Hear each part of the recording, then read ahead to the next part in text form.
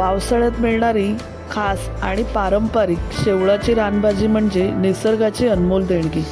गावाकडच्या पद्धतीने बनवलेली ही भाजी चवीला अप्रतिम आणि जेवणाची रंगत वाढवणारी आहे. शेवळामध्ये नैसर्गिकरित्या फायबर, जीवनसत्व आणि काही खनिजे असतात. मात्र रानभाजी योग्य प्रकारे ओळखून स्वच्छ करून आणि पूर्णपणे शिजवूनच खावी. कच्ची किंवा चुकीची ओळखलेली रानभाजी खाणे टाळावे. आजच्या व्हिडिओमध्ये आपण पाहणार आहोत शेवळाची भाजी अगदी सोप्या आणि पारंपरिक पद्धतीने कशी बनवायची. व्हिडिओ आवडला तर लाईक, शेअर आणि सबस्क्राईब करायला विसरू नका आणि कमेंटमध्ये तुमचा अभिप्राय नक्की सांगा. पावसाची सुरुवात झाली की आपल्याला वेगवेगळ्या प्रकारच्या पालेभाज्या, रानभाज्या बाजारात उपलब्ध होतात. त्यातलीच एक ही म्हणजे ड्रॅगन स्टॉक यम किंवा शेवळं. कोणत्याही लागवडीशिवाय, बियाण्यांशिवाय, पेरणीशिवाय जी भाजी बाजारात उपलब्ध होते तिला आपण रानभाजी असं म्हणतो. अगदी मोजक्या भाजी विक्रेत्यांकडे ही भाजी तुम्हाला उपलब्ध होईल. आपल्या आदिवासी भगिनी ही भाजी आवर्जून विकायला घेऊन येतात. इथे जो हा भाग दिसतो ना, 3 कलर दिसतात, त्यातला हा भाग काढून टाकायचा. एवढा भागच घ्यायचा आपल्याला. हा सगळा भाग फेकून द्यायचा. इथून इथे एवढाच.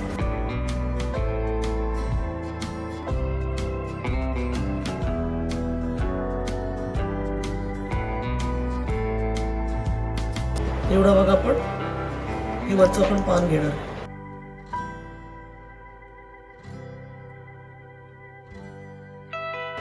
हा भाग फेकून द्यायचा.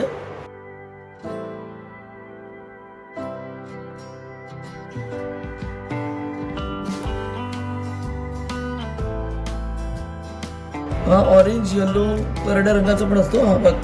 हा खाजरा भाग आहे. हा काढून टाकायचा. याच्या वरचा भाग आणि पान घ्यायचं.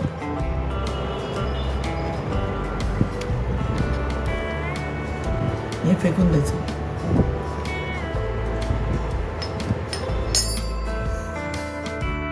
आता आपण सगळी भाजी गोल गोल कापून घेतली.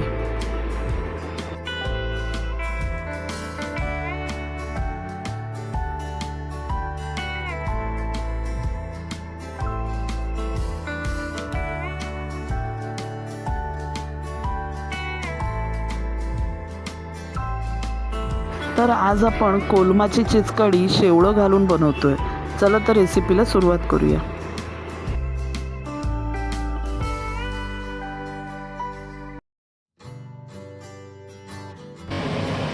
दोन पळ्या तेल लागणार आहे. थोडीशी घालतोय आपण राई त्यात. तर आपण आहे ना जवळजवळ 2 पळ्या तेल घेतलेलं आहे. 2 डाव बोललात तरी चालेल. आणि इतकं लागणार 5-6 माणसांसाठी पण बनवतोय. ठीक आहे. थोडी राई घातलेली आहे. तडतडू दे थोडी.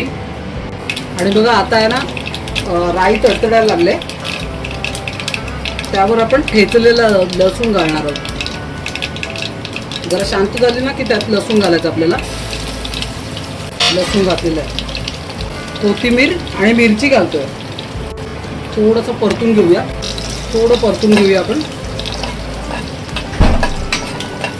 ठीक आहे. तर आपलं परतून झालेलं आहे. याच्यामध्ये आता मिरची,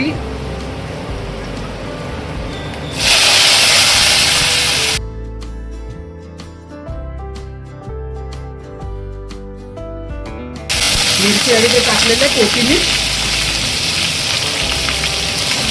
थोडं परतून घेऊ ते पण. आणि त्यावर आपण घालणार आपला हिरो इन्ग्रेडियंट कांदा. आणि अजून काहीतरी सिक्रेट इन्ग्रेडियंट पण आहेत. तुम्ही लक्ष देऊन रेसिपीला बघा. पूर्ण फुल वॉच करा. तर तुम्हाला कळेल ही रेसिपी थोडीशी डिफरंट आहे. ठीक आहे. कांदा थोडा जास्त घ्या. 2 ते 3 कांदे मी कापून घेतलेले आहेत कढी बनवायसाठी. आणि कांदा चांगला असा जरासा गुलाबी होईपर्यंत परतून घ्यायचा आहे.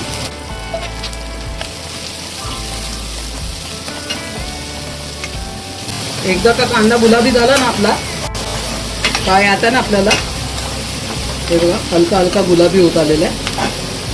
थोडीशी हिंग टाकतोय आपण, कारण कोलिम असतो ना तो थोडा बाधतो पोटाला कोणाकोणाला, म्हणून थोडा हिंग घातलेला आहे.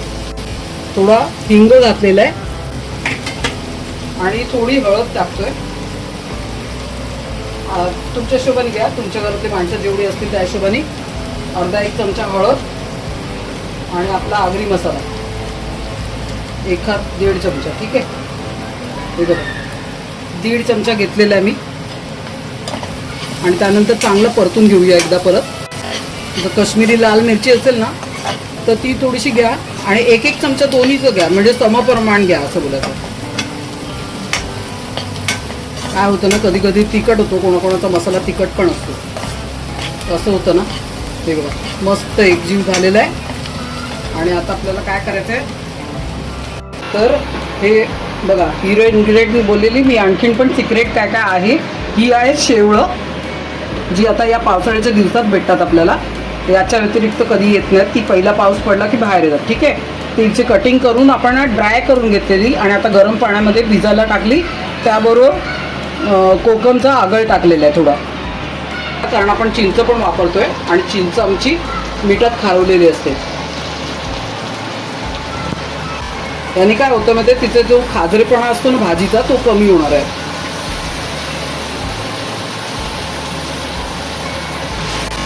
चांगली परतून घ्या. आणि ह्याच्याबरोबर तुम्हाला माहिती असेल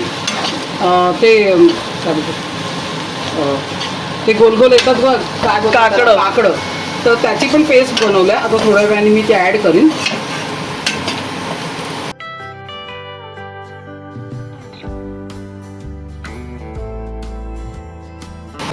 ही काकडं त्याच्याबरोबर देतात आपल्याला. ती मी थोडीशी ठेचून घेतलेत.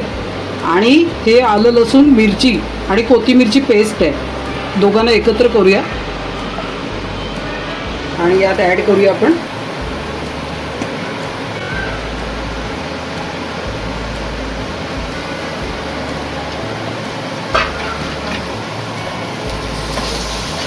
ठीक आहे. त्याला पण आपण तेलावरती मारून घेऊया. मी गॅस एकदम स्लो करून ठेवलेला आहे, त्यामुळे तुम्हाला त्याचा आवाज नाही येणार.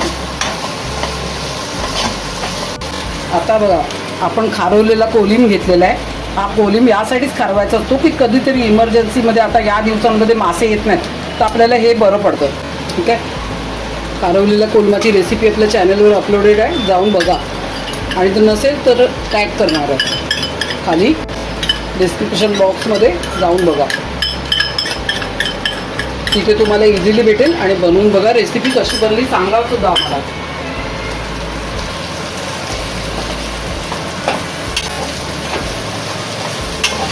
जास्त वेळ लागत नाही, पण काय गरबे आपल्याला तिला परतून घ्यायची चांगली.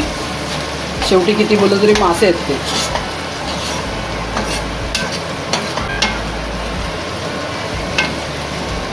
आणि आता थोडं ना झाकून शिजायला ठेवूया.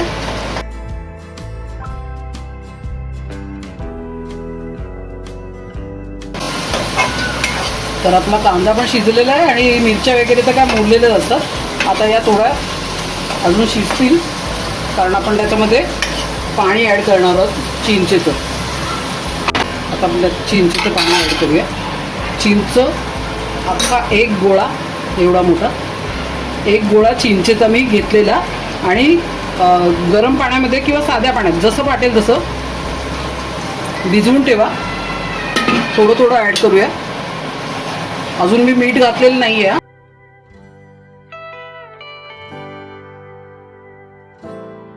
आपणच ॲड करणार आहोत. ठीक आहे, पहिले ना हे आपलं बघूया शिजतंय. आता हे थोडं उकळी आली ना की एकदा याला ट्राय करूया आणि त्यानंतर याच्यात मीठ ॲड करूया. हे आहे ना, हे 1 चमचा सूपचा चमचा असतो ना, तो चमचा घेऊन मी तांदळाचं पीठ घेतलेलं आहे आणि पाण्यामध्ये विरघळून घेतलं आहे, डिझॉल्व झालं पाहिजे असं. ठीक आहे, आता आपण ह्याच्यात थोडं थोडं करून ॲड करूया आणि पळणी ढवूया. कारण काय असतं, हे खूप पाणी पातळ बनेल तर तुम्हाला भाताबरोबर आवडणार नाही, कारण त्याचं भात तसा सरकतो ना. आम्ही असं तो स्टिकी राईस नाही खात जास्ती, त्यामुळे काय होतं थोडंसं पीठ लावलं. तुम्हाला नसेल आवडत तर तुम्ही स्टिकी राईस कुठला पण, इंद्रायणी वगैरे किंवा परिमल कुठला पण यूज करा आणि त्याबरोबर नुसतं ते चीज कढी तुम्ही खाऊ शकता. ठीक आहे, आणि आता थोडंसं आपण चेक करून मीठ चेक करून घेऊया. बघा काय ना त्याच्यात चिंचेमध्ये मीठ होतं, त्यामुळे मी अर्धाच चमचा मीठ घेतलेलं आहे, एक तेवढंच घ्यायचं. आणि मस्त आता शिजू दे थोडीशी, 1-2 उकळ्या अजून घेऊया आणि बंद करून टाकूया. ठीक आहे, आपला भात पण रेडी झालेला आहे आणि ही चिचकडी पण आता रेडीच झाल्यात जमा. फक्त गरम गरम आपल्याला हवी आहे म्हणून आपण तिच्यावर एका उकळीतच आपली चिचकडी तयार झालेली आहे आणि आपण गरम गरम वाफाळत्या भाताबरोबर ही चिचकडी सर्व केले. त्याच्याबरोबर आपण सुके तळलेले बोंबील घेतलेत. तर खूप छान असा बेत झालेला आहे. तुम्हाला आपली ही रेसिपी कशी वाटली ते नक्की कळवा आणि चॅनलवर नवीन असाल तर चॅनलला सबस्क्राईब करा. रेसिपी आवडली असेल तर फ्रेंड्ससोबत शेअर करा. धन्यवाद.